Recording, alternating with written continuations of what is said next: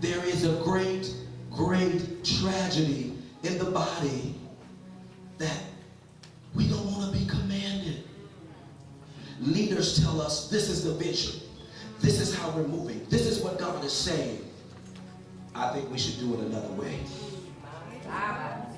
Leaders are saying that if we walk around the wall 7 times, the walls will come tumbling down. But instead of us walking and following the commands, we say, maybe we just do it one time. It's hot. It's too hot to be walking around. We don't want to be commanded.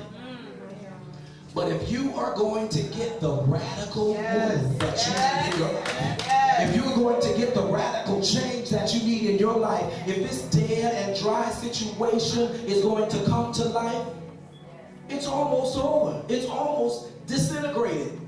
But if it's going to come to life, you must be willing to be commanded. And here's the real problem. When we don't want to be commanded in the natural, it spills right over into the spiritual. The Lord says to you, stop. She has a burden. I need you to speak into her life. I need you to lay hands on her. God, I'm busy. I got to go. I'll call her. You missed a carotid moment. You missed a moment that God wanted to show you the miracle working power that He has placed in you, simply because you were not willing to be commanded. Ask your neighbor, are you willing to follow the command? Ask them, do you know the commander?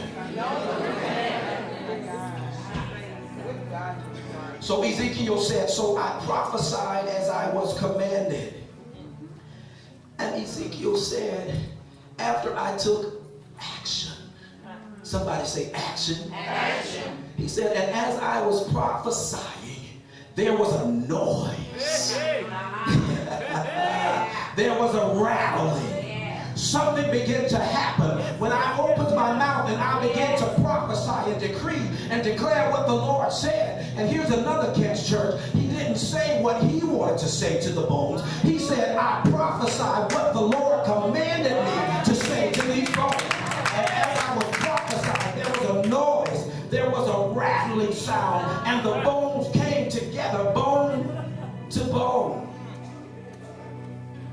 He said, and I looked, and tendons and flesh appeared on them, and skin covered them.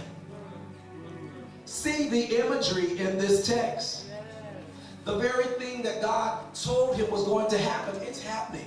It's coming to pass. These bones are shaking and rattling, and they're coming together. Have you ever been in a place in your life where all of a sudden you begin to see the hand of God moving? You begin to see things shaping and coming into place, and the vision is breathing, and the vision is moving, and wow, this is just what God said. And all of a sudden, out of nowhere, it comes to a screeching halt. And you're like, but this is not what God said. Right. I just saw it. I just looked at it. It was living. It had life in it. It was rattling. It was shaking. And all of a sudden, it stopped. When I thought I was there, my God, I ended up stuck. When I thought I was through this financial dilemma for the last time, right on the brink of a promotion, and they told me I didn't have it.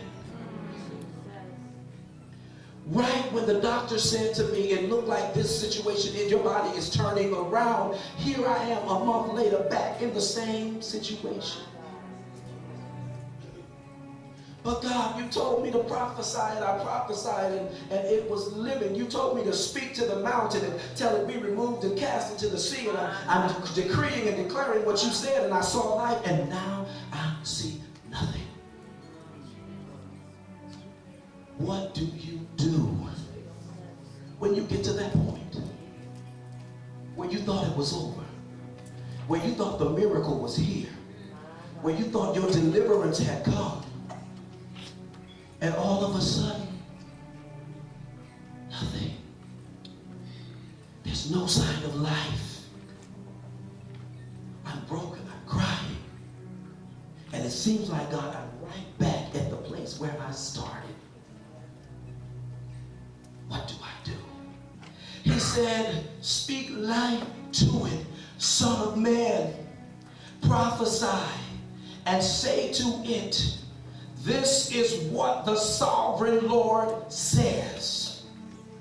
The sovereign Lord says, come from the four corners of the earth. The Ruah, the wind of God, the breath of God. Now what you need to understand about the Ruah coming from the four ends of the earth is this. In the book of Genesis, when God breathed into man and man became a living soul, God did it. It was a miracle. There was no life in man, and God breathed, and God did it. But the awesome thing about where we are here in this text is that God is giving you the opportunity to breathe life into your own situations. He said, Son of man, Son of man, Son of man that's gathered here tonight. He says, open your mouth and begin to prophesy to the winds. And when you begin to prophesy to the winds, this is what's going to happen. The word Ruah in this text means that the wind of God is going to come together from the north. It's coming from the south. It's coming from the east. And it's coming from the west. And all of its life-giving forces is going to step into your situation. And where it